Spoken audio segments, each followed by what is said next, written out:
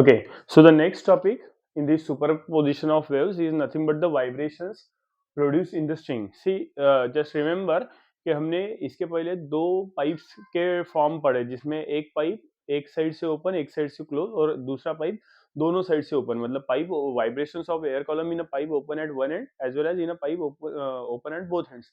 लेकिन pipe close at both hands रहेगा क्या? नहीं रहेगा. क्यों? क्योंकि अगर क्लोज हो गया तो वाइब्रेशंस कैसे प्रोड्यूस होंगे, वो वाइब्रेशंस पाइप के अंदर से कैसे ट्रेवल करेंगे. तो उसका इक्विवेलेंट अगर हम सोचते हैं, जैसे कि अगर दो पाइप, मतलब एक पाइप ले लिया, ये इधर से भी क्लोज है इधर से भी क्लोज है, तो लेट अस अज्यूम कि अंदर में वाइब्रेशंस चले भी गए, तो ये क्लोज एंड पे क्या होंगे? There will be formation of nodes, है ना, क्योंकि यहाँ पे डेंसिटी ऑफ एयर मॉलिक्यूल्स और medium is less, so there will be less displacement of the particles. So in the similar way वो जो है इक्विवेलेंट यहाँ पे हमें मिलेगा, and that is in the vibrations produce in the string, जहां पे हमने ये स्ट्रिंग को स्ट्रेच किया है between the two rigid supports, जहां पे ऑब्वियसली नोड्स तैयार होंगे, right. So in the vibrations produce in the string क्या होगा? इनिशियली हमें यहाँ पे एक स्ट्रिंग लेना पड़ेगा जिसकी लेंथ इज से एल इट इज, है ना, यहाँ से यहाँ तक के ये जो लेंथ रहेगी is length of the string, that is small L, right. क्या करेंगे हम इस स्ट्रिंग को in in the first mode of vibration, that is in the fundamental mode of vibration, right. First mode of vibration मतलब fundamental mode of vibration. तो fundamental mode of vibration में क्या होगा? That initially the string is so vibrated that it will produce a single loop. एक single loop यहाँ पे तैयार हो, मतलब it will be like this, है ना. इसको बराबर बीच से खींच के छोड़ देंगे तो एक लूप यहाँ पे तैयार होगा. तो this is an incident wave, right. ये वेव जो है वो यहाँ पे इंसिडेंट होगी और then it will get reflected at this side. तो क्या हुआ? एक लूप या एक लोब तैयार हुआ है जिसमें ये रिजिड सपोर्ट के पास obviously there is a formation of nodes and here there will be formation of antinode. मतलब एक एंटीनोड तैयार हुआ है, दो नोड्स तैयार हुए हैं. सो इसके लिए हमें यहाँ पे भी हम फ्रीक्वेंसी ही फाइंड आउट करने वाले हैं, लेकिन उसके लिए कुछ टर्म्स की हमें यहाँ पे जरूरत पड़ेगी. The first is length of the string, जिसको हम एल से डिनोट करेंगे. Then capital T is nothing but the tension on the string due to stretching, है ना. स्ट्रेचिंग के कारण लेंथ स्ट्रिंग के ऊपर जो टेंशन आया है वो है T. And small M which is nothing but mass per unit length is called linear mass density, right. तो स्ट्रिंग को हमने इस तरीके से वाइब्रेट किया. So in the first mode of vibration we are having two nodes and one antinode, right. Two nodes and one antinode. तो इस हिसाब से हमें क्या चाहिए? हमें फ्रीक्वेंसी फाइंड आउट करनी है, और फ्रीक्वेंसी के लिए फॉर्मूला है v is equal to n into lambda, मतलब n is equal to v by lambda. तो यहाँ पे भी हमें लैम्बडा फाइंड आउट करना पड़ेगा, जैसे हमने pipe open at both ends and open at one end के लिए किया था, बिल्कुल वैसे ही. तो here we have stretched the string between the two rigid support and pluck it in such a way that it will form a single lobe or loop in which two nodes at the ends of the ring, मतलब rigid support के पास, और एक in between there is a formation of antinode, right. So therefore the length of the string, length of string L is equals to क्या हो जाएगा? In terms of wavelength, length का भी unit metre, wavelength का भी unit metre. तो length को हम वेवलेंथ के टर्म में अगर हम बात करते हैं तो ये क्या है? नोड से नोड तक का डिस्टेंस कितना होता है? Is nothing but lambda by 2, है ना. नोड से adjacent antinode lambda by 4, this is also lambda by 4. तो 2 लैम्बडा बाय 4, दो लैम्बडा बाय 4 के सेक्शन से मिलके कितना हो जाएगा?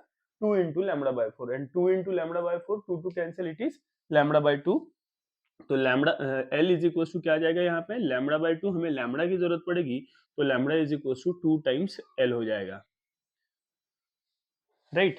सो बट हमें फ्रीक्वेंसी फाइंड आउट करनी है, तो v इज इक्वल टू क्या होता है? n into lambda. तो n इज इक्वल टू क्या हो जाएगा? v by lambda it is, and v by lambda, इधर लिखता हूँ equation,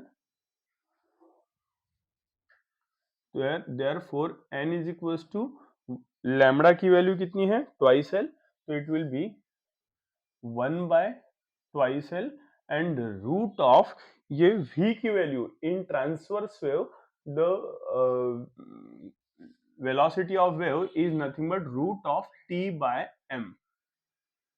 So this is your fundamental frequency or first harmonic, right? V is equals to, since V is equals to root of t by m, it is, this is fundamental frequency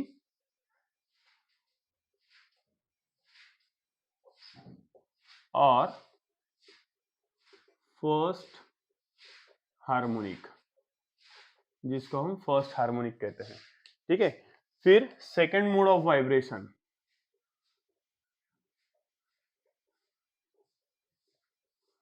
second mode of vibration में क्या करेंगे, first mode of vibration में एक loop था, second mode of vibration में obviously दो loops आने चाहिए, मतलब इस रिजिड सपोर्ट्स के बीच में उतनी ही लेंथ का स्ट्रिंग दूसरे डायग्राम के वक्त भी ड्रॉ करने का, राइट, इस स्ट्रिंग का मिड पॉइंट फिक्स करने का, है ना, बाय सम स्मॉल वेट वगैरह कनेक्ट करके, so that it should not get vibrate, और वो अगर वाइब्रेट नहीं होगा मतलब there is no displacement of that particle, and obviously at the centre there will be formation of node, right. और string के ये यहाँ पे इसको पकड़ के रख दिया तो इसके दो हिस्से हो गए, एक ये और एक ये, किसी भी एक सेगमेंट का, किसी भी एक हिस्से का मिड पॉइंट पकड़ के उसको खींच दिया तो there will be formation of two nodes, sorry two loops. तो ये कुछ इस तरीके से होगा, this mid point is been fixed, तो ये यहां से इधर जाएगा और इधर से यहां पे जाएगा, यहाँ पे इंसिडेंट हुआ, इधर से रिफ्लेक्ट बैक करेगा and it will be in this way. तो this is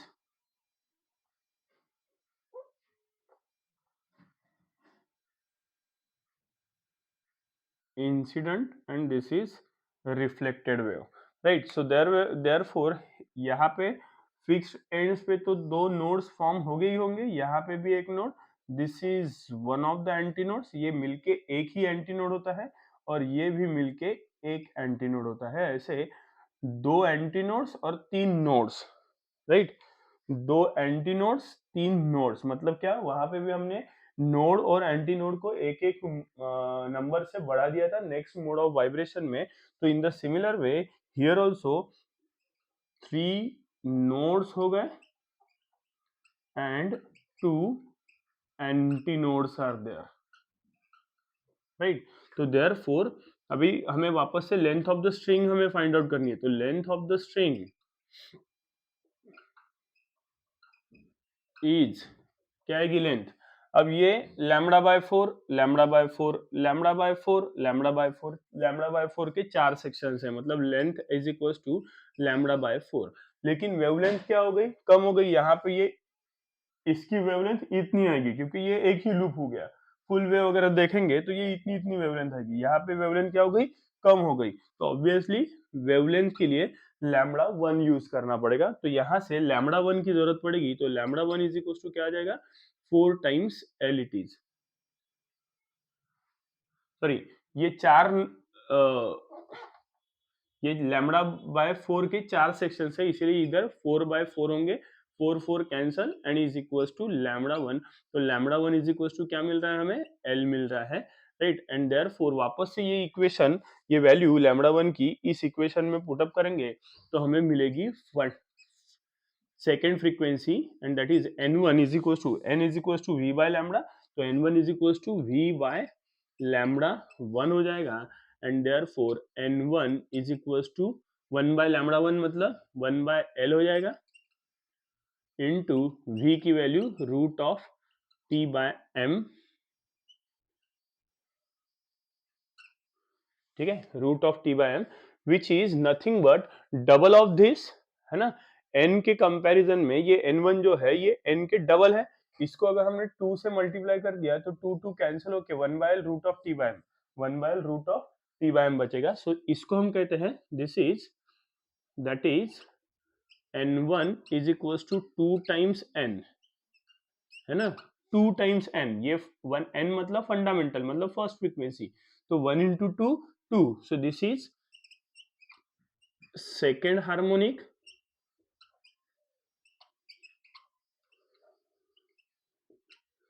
and first overtone, है ना. ओवरटोन फ्रीक्वेंसी कब बोलते हैं?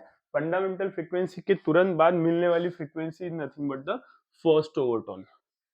Right, overtones are always in a sequence. Harmonics may be in a sequence or may not be. Third is third mode of vibration.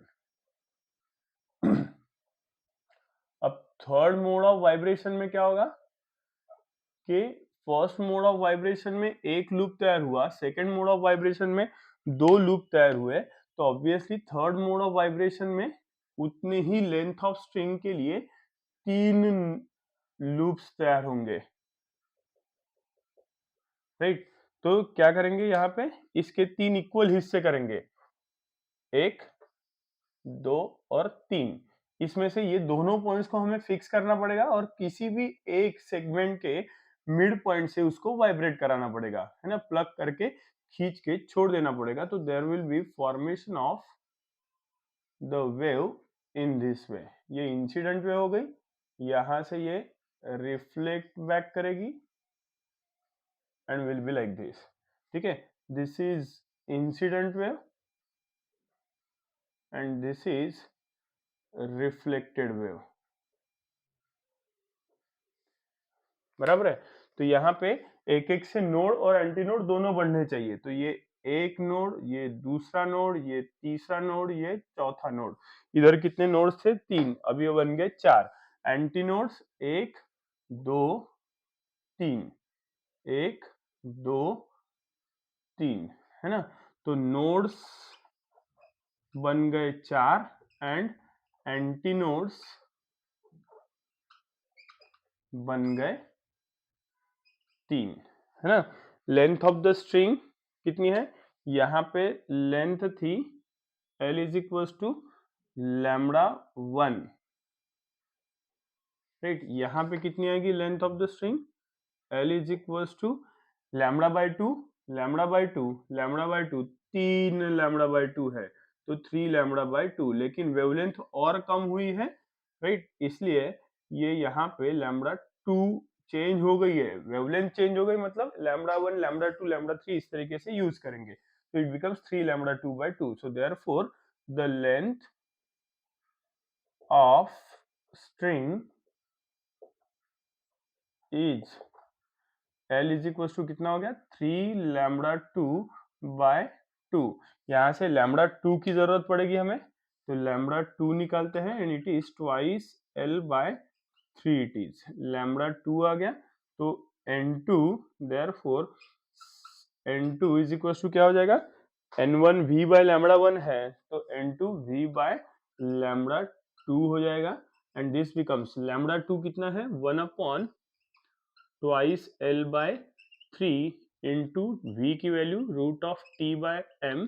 3 ऊपर चला जाएगा तो N2 is equal to 3 into 1 by twice L root of T by M it is, and N2 comes out to be equals to 3 into 1 by twice L root of T by M is what?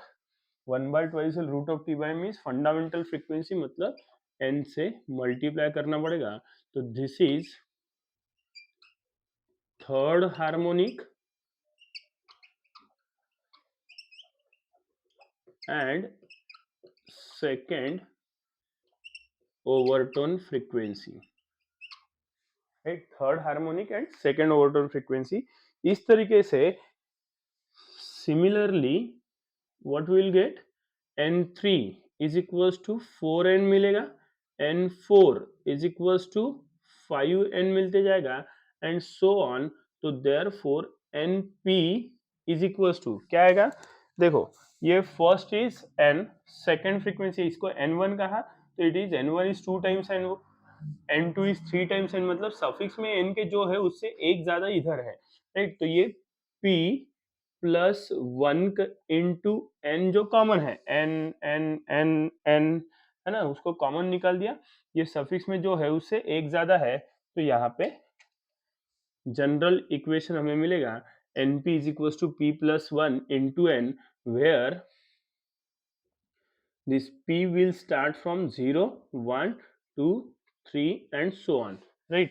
अगर आपने 0 की p के जगह पे 0 put up कर दिया तो 0 plus 1 1 1 into n n, फिर 1 रख देंगे तो 1 प्लस 1 2 2 इंटू n 2n, फिर 2 रखेंगे तो n2 is equal to 2 plus 1 into n that is 3n, तो n2 इज 3n, 3 रखेंगे तो 3 प्लस 1 4n। इस तरीके से एक एक फ्रीक्वेंसी आगे मिलती जाएगी। So this is what all about the vibrations produced in the stage change, right?